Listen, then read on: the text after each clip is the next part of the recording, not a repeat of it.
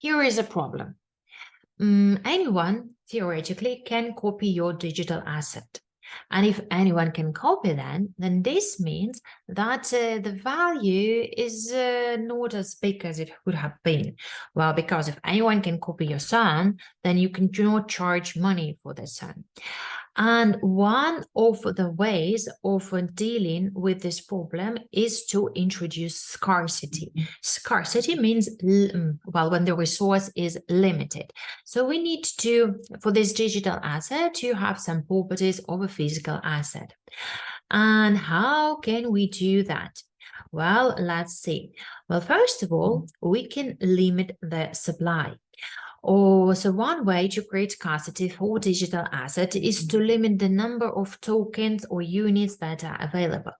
Well, for example, when we talk about cryptocurrencies, such as Bitcoin, such as Ethereum, they have a fixed supply cap, which, what does it mean? Well, because of the algorithm of how they are created or mined, they cannot be an unlimited amount of these bitcoins or unlimited amount of other cryptocurrencies.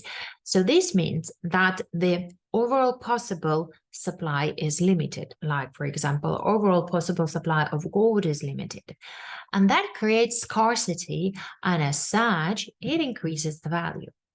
And the more cryptocurrency was mined, the harder to get the next unit of this cryptocurrency, and the more expensive it gets.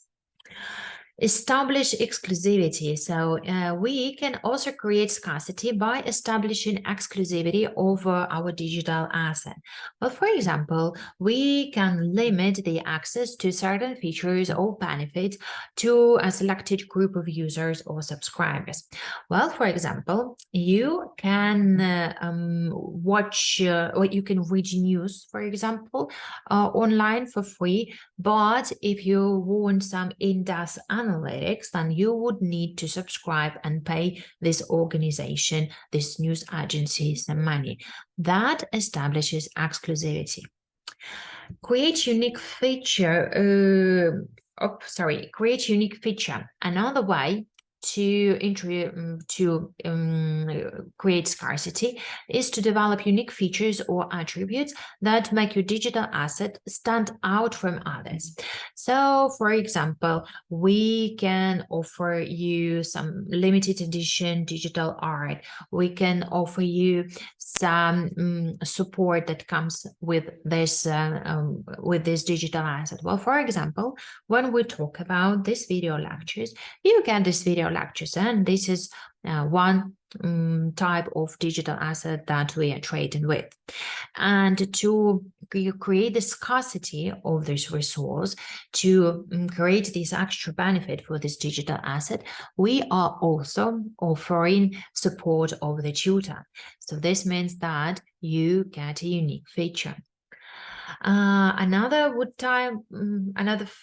way to introduce scarcity would be to introduce time-limited sales. What does it mean? Well, we will offer your digital asset for sale for limited time only.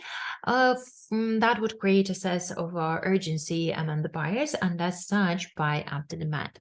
Well, for example, if you know that you can buy this course at any time, well, you can buy this course at any time, maybe tomorrow, maybe next year. But if we say that you can buy this course only this week, and this course will be available for 1 month only, then this creates a sort of a feel of scarcity. And as such, you would be more motivated to make the decision to buy right away. And finally, use blockchain technology. So this blockchain technology can help to create scarcity by allowing for the creation of NFTs. These NFTs, non-fungible tokens, These are unique digital asset, and with the help of NFTs, this asset cannot be duplicated, replicated. They are very popular for digital art and collectibles, and as such, the amount of money for which this digital asset, this digital art can be sold increases. Well, okay, let me explain you with the example. When we talk about the painting that was made by the author with the brush, like normal, like old style painting, this has high value. That is because it's one and only. And every other painting that was made by some other authors, this is just replica. When we create a digital art, so we created something in Photoshop, for example, or we made a photo of some famous person, and well, that photo is unique, like let's say the firstborn child of some famous couple, and we want to sell it for a great amount of money. We want to mark this work as being unique, so we create this NFT token. So only they have this NFT token, and as such, only they have this unique work.